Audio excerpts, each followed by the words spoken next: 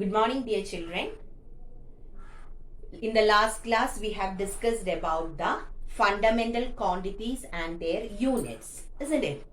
And we had 7 fundamental quantities, but length, mass and time are considered as the 3 main fundamental quantities. So, about length, which was the SI unit of length? It was meter, isn't it? So, in the last class, we have discussed about the other units, both metric as well as non-metric units of length. Today, we are going to discuss about the different units of the next 2 fundamental quantities, that is mass and time. So, first we will be considering about mass. So, what is the SI unit of mass? It's kilogram, isn't it? So, kilogram is the SI unit of mass. So, first we should know how can we define 1 kilogram.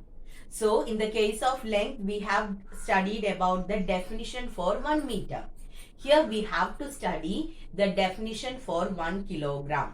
How much is actually considered as 1 kilogram? Okay, so for this, I think you remember about the International Bureau of Weights and Measures near Paris.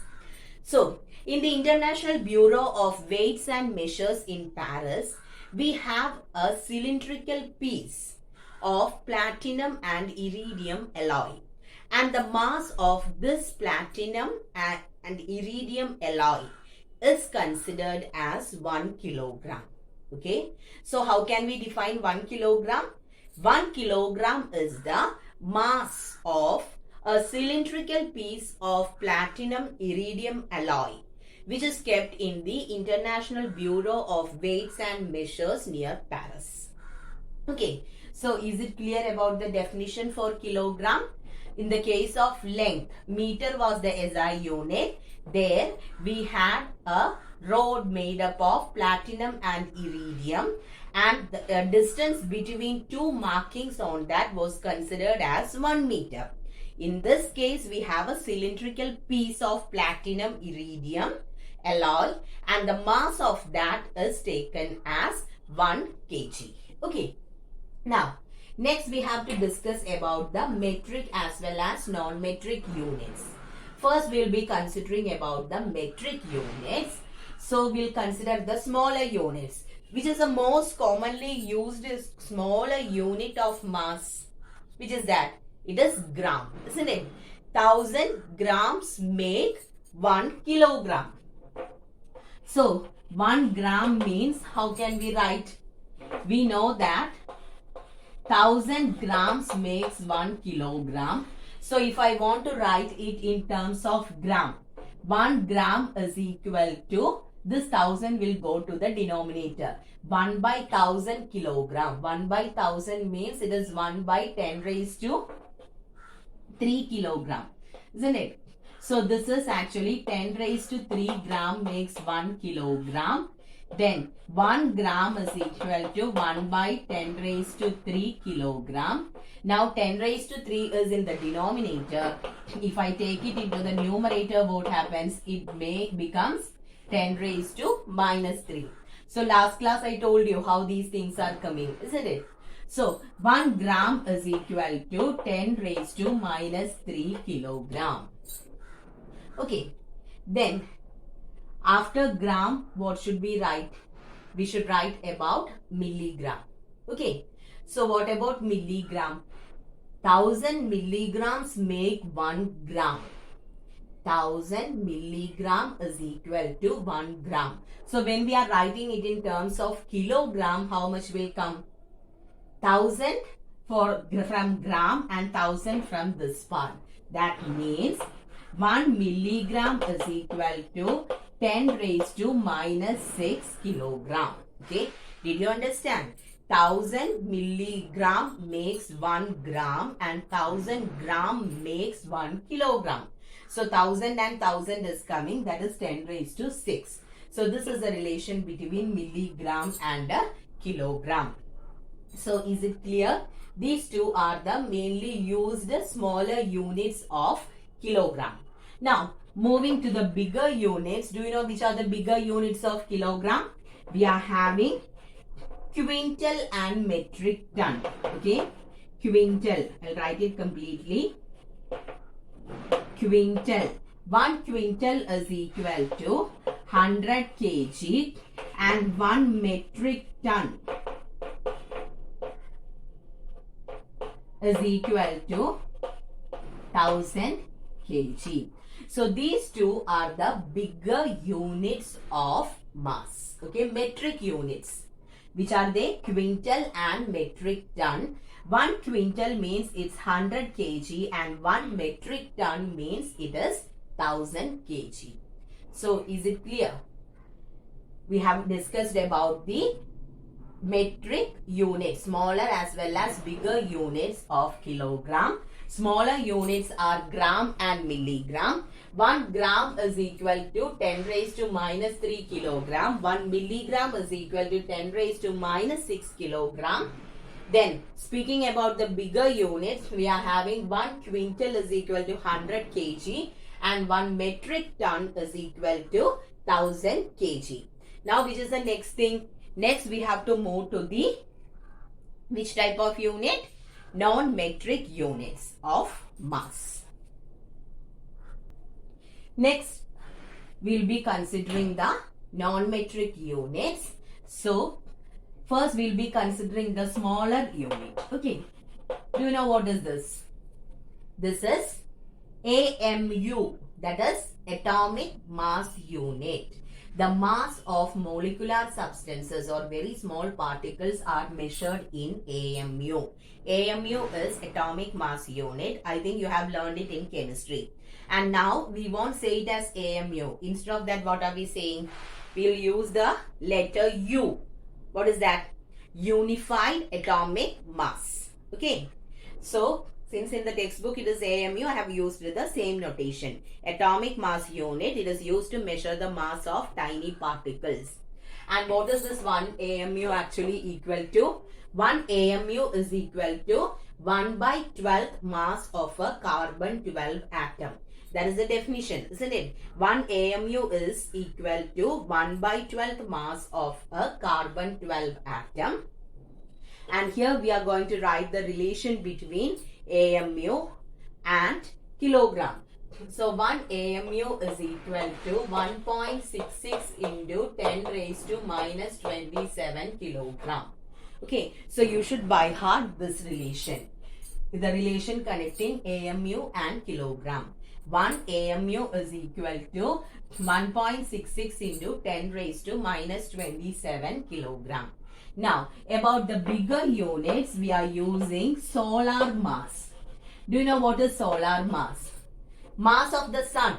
Mass of heavenly bodies is measured using the unit solar mass.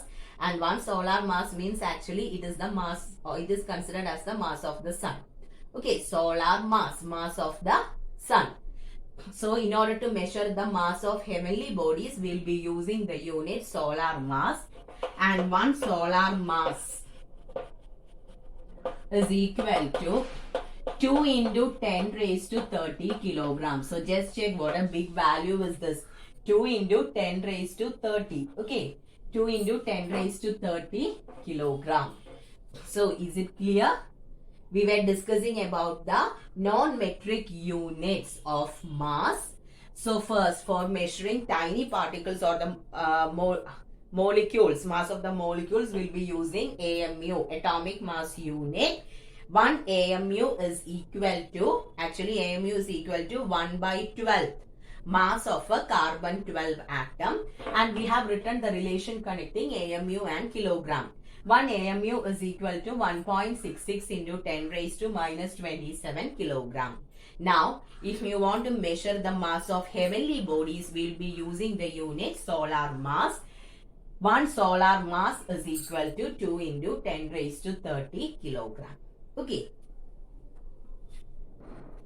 Now we will move to the next important fundamental quantity and its units. So which is the next fundamental quantity what you have to consider? That is time, isn't it? And what is the SI unit for time? It's second. So first we need the definition for second. 1 second is defined as the 1 by 86,400th part of mean solar day. Okay. Do you know what is solar day? Here time is given by the definition. It is 1 by 86,400th part of a mean solar day. Okay. Now solar day means time taken by the earth to complete one rotation about its own axis. That is known as solar day. Okay. So 1 by 86,400th part of a mean solar day makes 1 second. So please study this definition. Solar day means how much time is taken by earth to complete one rotation about its own axis, and 1 by 86,400th part of mean solar day can be considered as second. Okay, so first we will be considering about the units, isn't it? Units of time. So the first one is about the smaller units of time. So when you are considering the smaller units, we will start with millisecond. 1 millisecond. Milli means always what should come in your mind? Milli means it is 10 to the power minus 3, isn't it? So 1 millisecond is equal to 10 to the power minus 3 second. Then after that micro. Micro means it will be 10 to the power minus 6 second. Then 1 shake. Okay. This is 10 to the power minus 8 second. And the next one is 1 nanosecond, that is 10 to the power minus 9 second. So many values or many relations are given in your textbook. Please consider the relations which I am discussing here. Okay. So here we will be considering the relation with its SI unit. Now moving to the bigger units, we can write it directly. Except that for all, you have to study the relation between that particular unit and the SI unit of that quantity. Okay. But for time, again for bigger units, if many values are coming, there no need to consider the relation between the SI unit and that particular unit. I'll tell you what you have to learn. Okay. So, is it clear about the smaller units? Time. SI unit is second. 1 second means it is 1 by 86,400th part of a mean solar day. Then we were considering about the smaller units of time. 1 millisecond is equal to 10 raised to minus 3 second. 1 microsecond is equal to 10 raised to minus 6 second. 1 shake is 10 raised to minus 8, and 1 nanosecond is 10 to the power minus 9 second. Okay. Now we will move to the bigger units of time. When you are considering second, actually it's a very small unit, isn't it? So we need many bigger units. So first we have discussed about seconds. Now what is 1 minute equal to? 1 minute is equal to 60 seconds, isn't it? So, from this case onwards, you can just study what I am telling here. No need to study the relation between second and the other bigger units, because the values are too big and we need these relations. Okay, not the relation between the SI unit and the particular unit. Only in the case of bigger units of time. For all the cases, you have to by heart the relation between the SI unit and that particular unit. So, after second, we will be moving to minute. 60 seconds make 1 minute. Then what is the next thing? 60 minutes make, write it in the opposite way, no? That is easy. 60 minutes makes 1 hour, isn't it? Then 24 hours makes 1 day. So,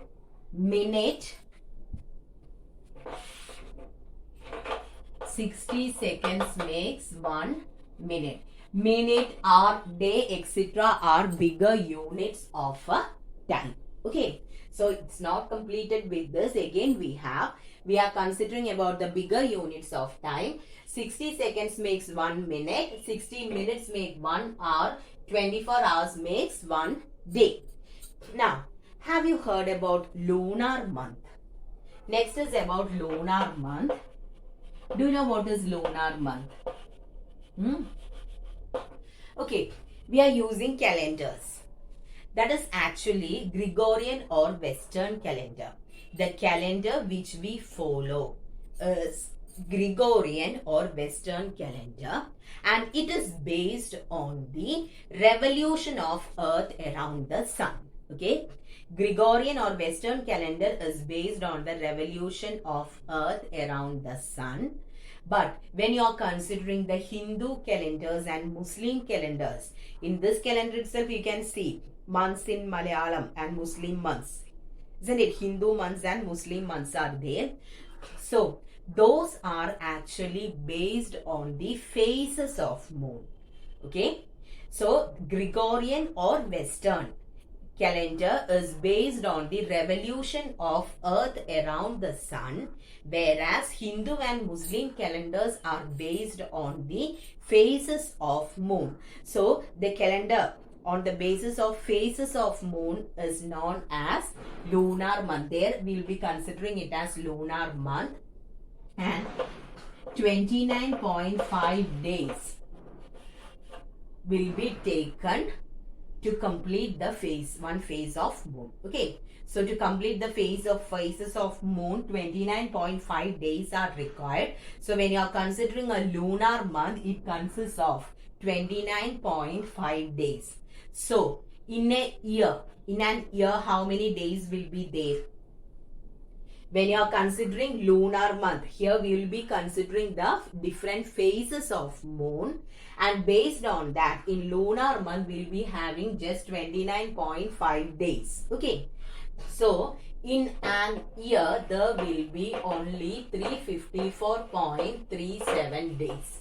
So when you are considering a lunar month, only 29.5 days in 1 month. So in an year we will be having just 354.37 days. That is how many days are actually there in our calendar. We are having 365 days, isn't it? So the number of days in an year is somewhat less by 10 days in the lunar calendar. Okay, so is it clear? We were discussing about lunar month. In Gregorian or Western calendar, it is actually based on the revolution of Earth around the Sun, but Hindu or Muslim calendars are based on the phases of moon. There we will be having just 29.5 days per month. So the total number of days in an year will be 354.37 days. That means it is almost less than 10 days. It's less by 10 days than the actual calendar what we follow. Okay. Now, when you are considering month, usually for us, 12 months, when you are considering months, we are having 12 months, and in that few months for few months we'll be having 30 days, and for the few we'll be having 31. And when you are considering February, it will be having only 28 days except leap year, isn't it? So that is the pattern in the normal calendar, or where what normally when we say as month, we will be following this. Okay. So how many days are there? 365 days. So is it clear? So the calendar which we follow, that is in Gregorian calendar, we are having 12 months. In that, few months are having 30 days, few months 31 days, and for February 28 days. So the total number of days will in an year will be 365 days. Then what is leap year? Leap year means there will be having 29 days for February. Okay, so February will be having 29 days in leap year. So what is the reason for that? Actually, 365.2422 days are required by Earth to complete one revolution around the Sun. 365.2422 days are required by Earth to complete one revolution around the Sun. So, we are considering only this 365 and we are telling there are only 365 days in an year. So, we have to consider this also, isn't it? That is the reason why every 4 years we will be giving one more day to February, and that is considered as a leap year. So, is it clear? We are considering the revolution of Earth around the Sun in order to calculate the number of days. So, 365 days are there in an year. But the actual time taken by Earth to complete one revolution around the Sun is 365.2422. So, in order to consider this value, once in every 4 years, we will be giving one more date to February, and that is why February is having 29 days and that is considered as leap year. So, how can we understand that whether the given year is a leap year or not? For that, what are we doing? That year should be exactly divisible by 4, isn't it? If the year is divisible by 4, then it will be a leap year. But there are exceptions there. What are the exceptions there? If it is a century year. Century year means what? 1700, 1900, etc.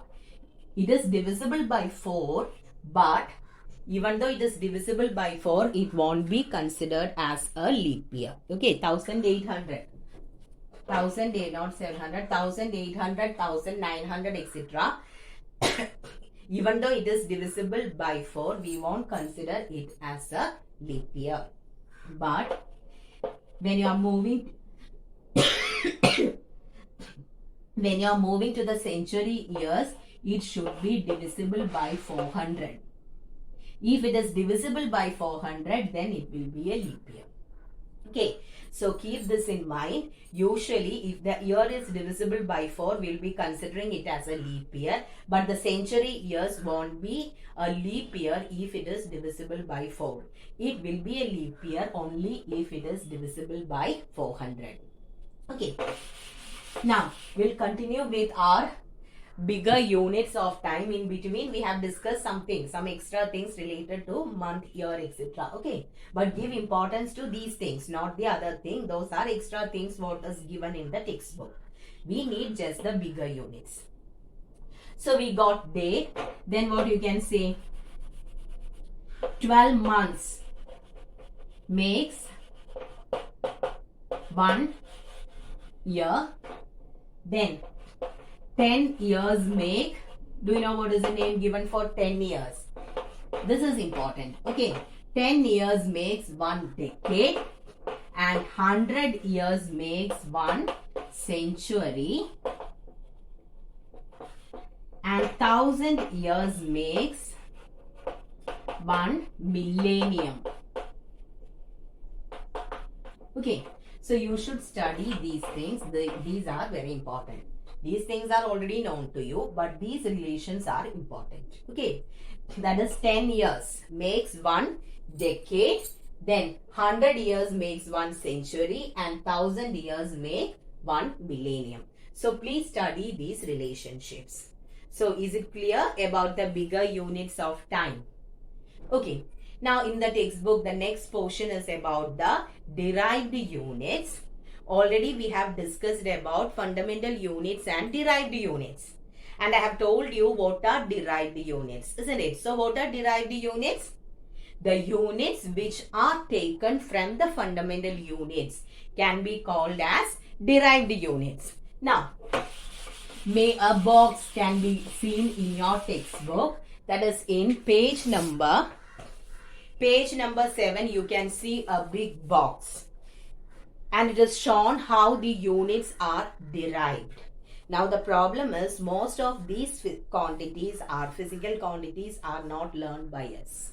Okay, so what you can do is in between you can just go have a look on this, because you don't know what is acceleration, what is frequency, what is the equation for force, then what is the equation for EMF, all those things. Okay, so before studying the physical quantity, it will be difficult to study about the derived units. So for the time being, just have a look on the first first three factors. First, it is said about area. Is area a fundamental unit or a derived unit? It's a derived unit. Why? Because area is length into breadth, meter into meter, which is equal to meter square. Then next is volume. Volume is length into breadth into height. That is meter into meter into meter, which is equal to meter cube. Then third one is density. Density is mass by volume. SI unit of mass is kilogram. Volume is meter cube. So kilogram per meter cube is the unit for density. Okay. And about speed, velocity, etc. It's coming in the next chapters. Then we will discuss about that. Okay. At that time, I'll tell you about the units. Then you can come back and check in this box. So is it clear? So now for the time being, no need to consider this box. Okay. So thank you, children.